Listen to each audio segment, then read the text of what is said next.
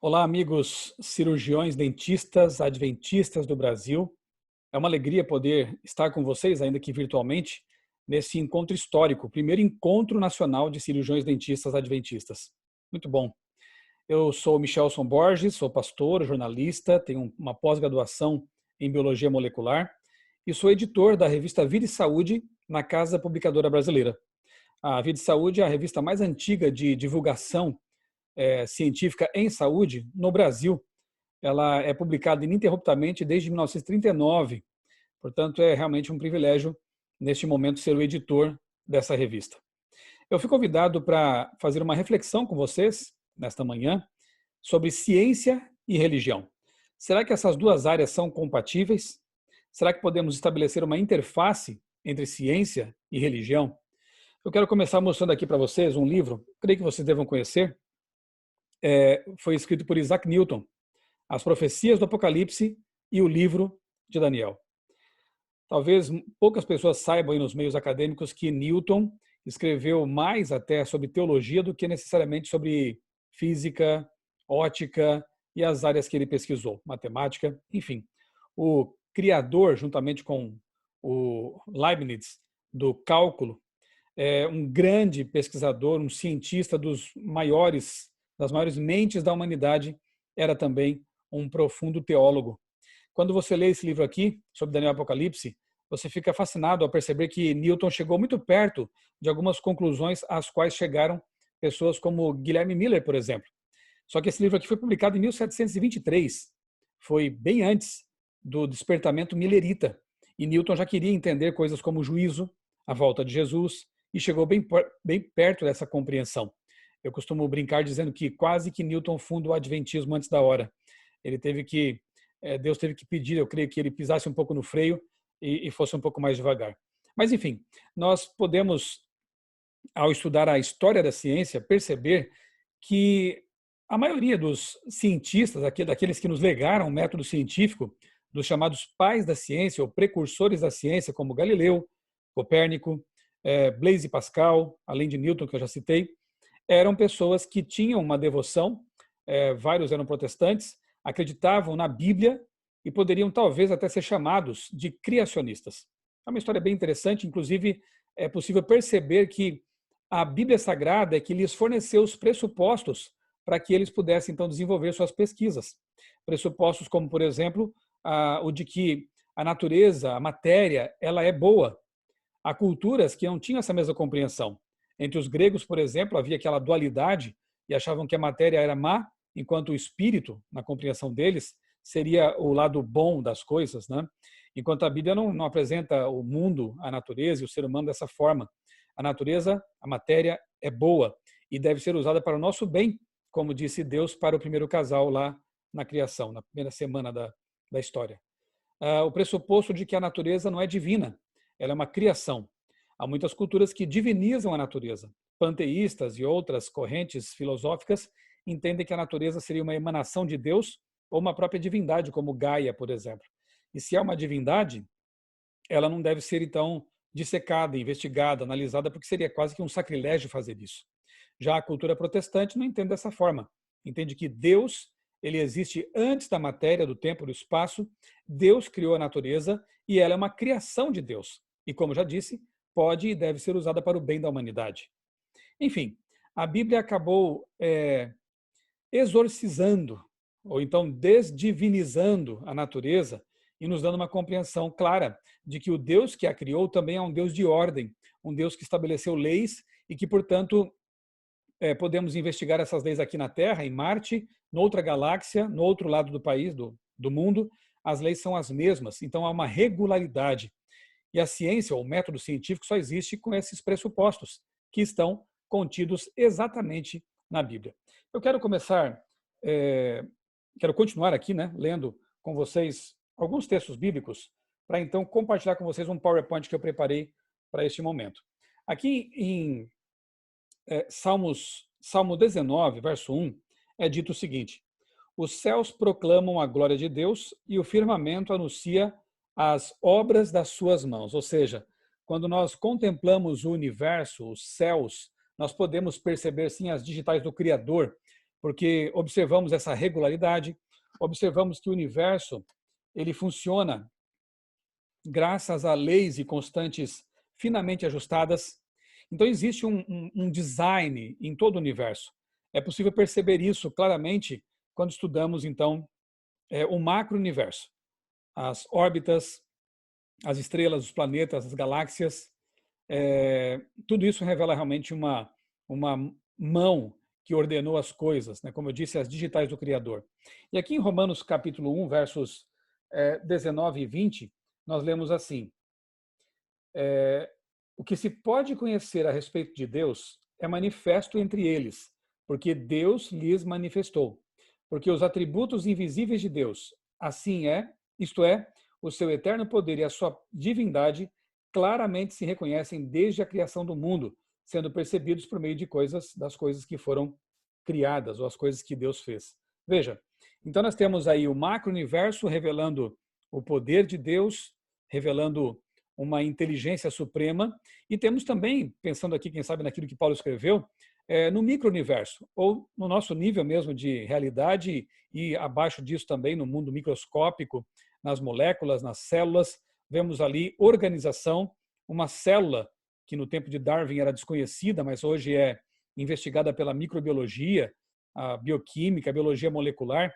Nós podemos perceber que a célula, quando essa caixa preta foi aberta, é uma cidade com muitas funções ali dentro, fábricas, energia gerada por usinas, e lá no núcleo o DNA fantástico, que se fosse o nosso genoma, se fosse transformado em livros, daria uma pilha de 170 metros de altura, é muita informação, cada célula contendo aí 1,5 gigabyte de informação. Então, se você multiplicar isso aí por trilhões de células, imagine quanta informação redundante está contida no corpo humano. É muita coisa.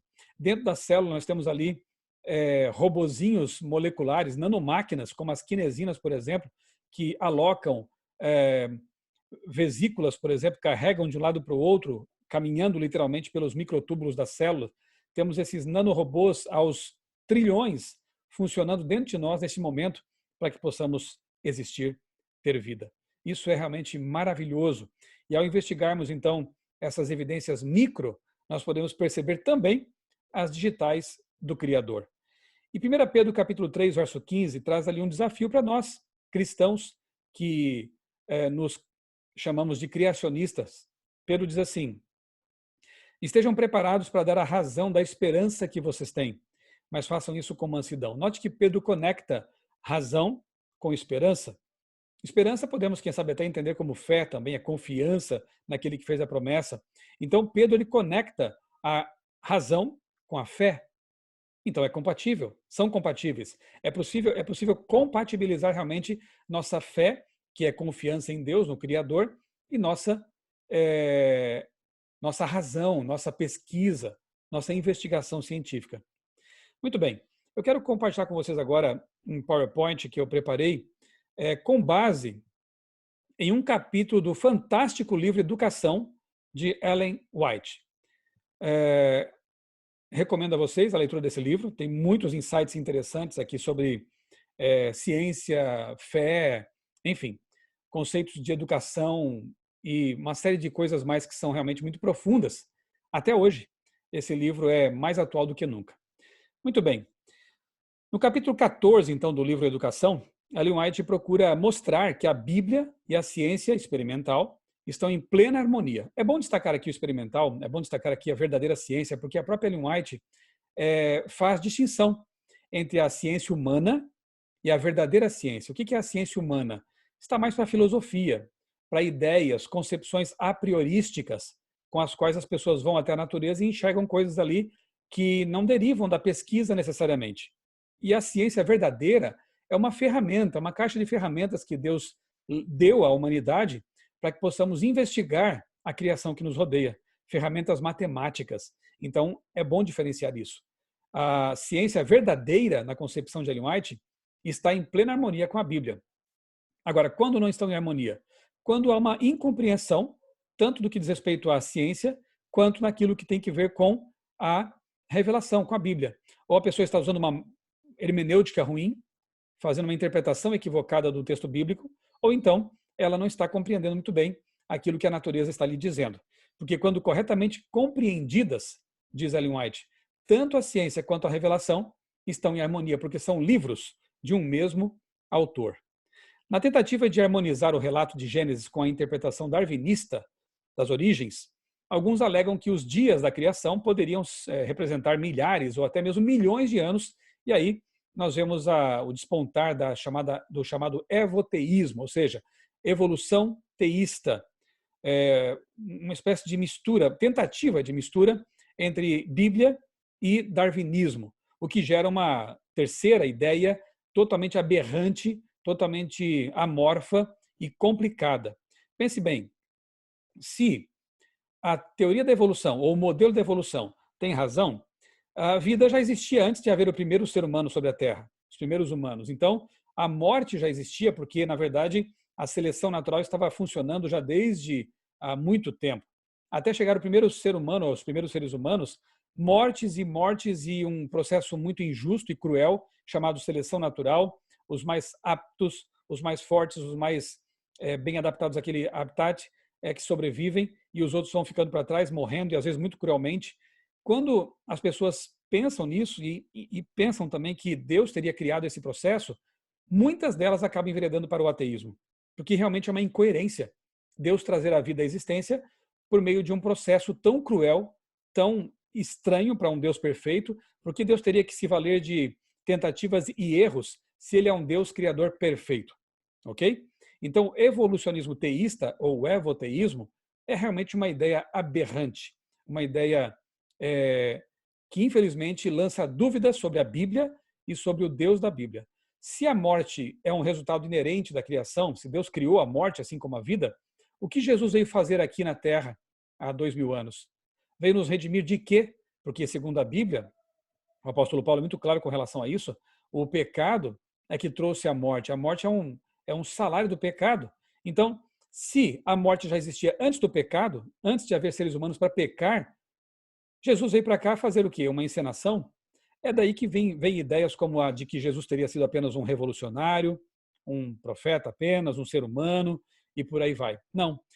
Se você realmente encarar a Bíblia como um livro harmonioso e coerente, você vai entender que Jesus veio justamente para pagar uma dívida que foi contraída lá na criação, lá no começo, né, da história da humanidade. Não na criação, mas no começo da história da humanidade, quando Adão e Eva eles se desconectaram de Deus e pecaram.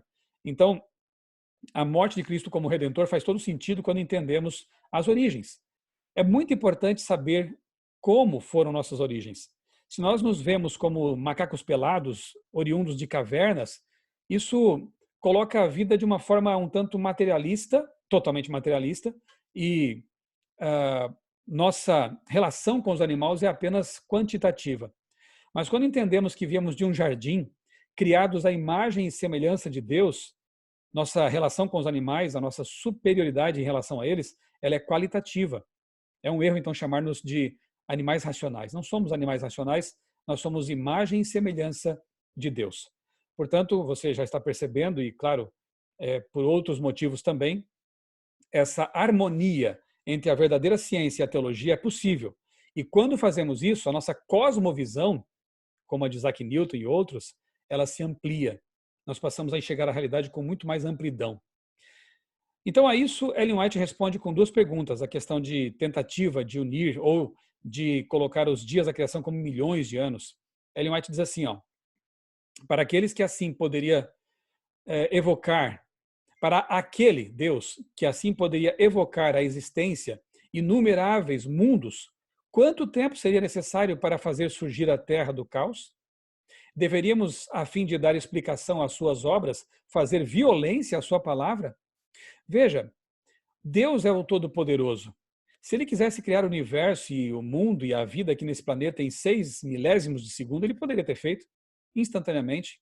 Mas em sua soberania, ele decidiu criar o universo, há algum tempo atrás, não sabemos quanto, criar o planeta Terra e há cerca de 6.000 anos organizar este planeta, terraformá-lo, terraformação é o termo técnico, para conter vida.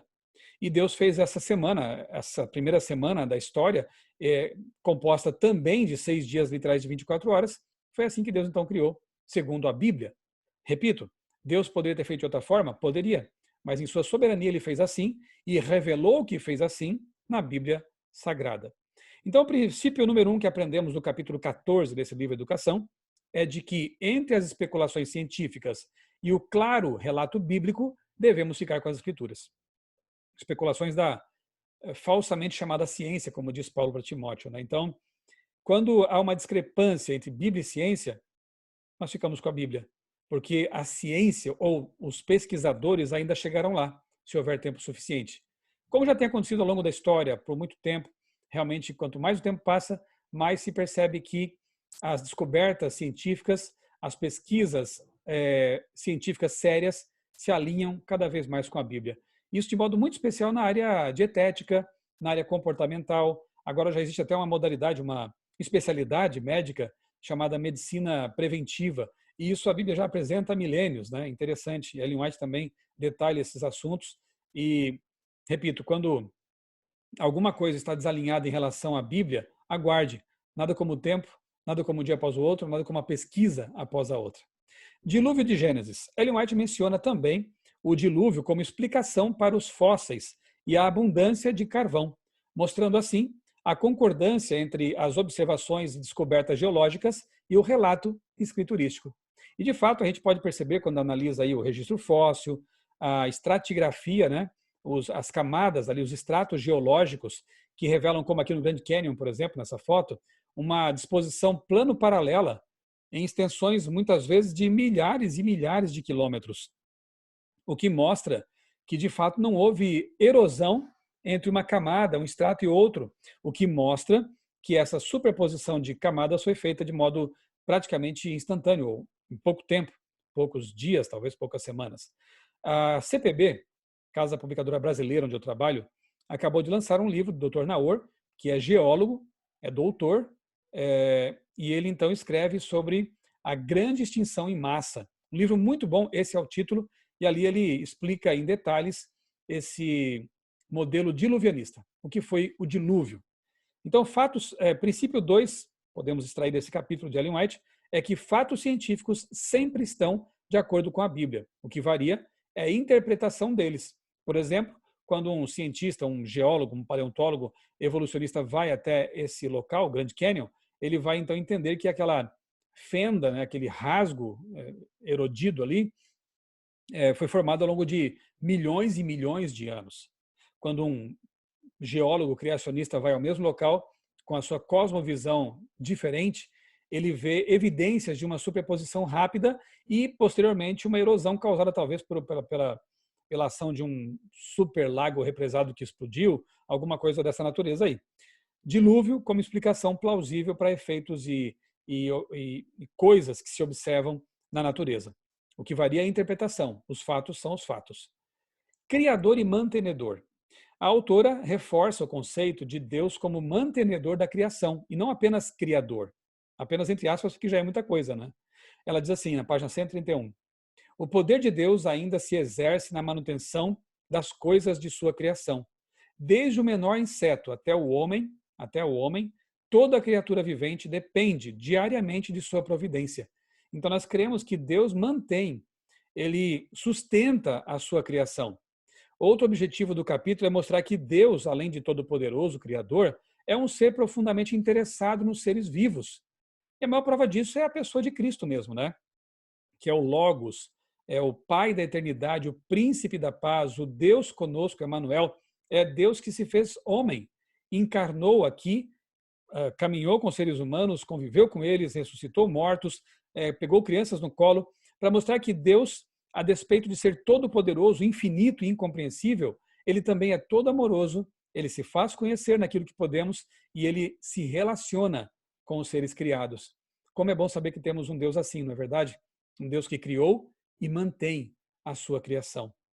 Tanto que foi Jesus o mesmo que morreu pela salvação humana, cujas mãos foram pregadas ao madeiro, o ente da divindade responsável direto pela criação do mundo.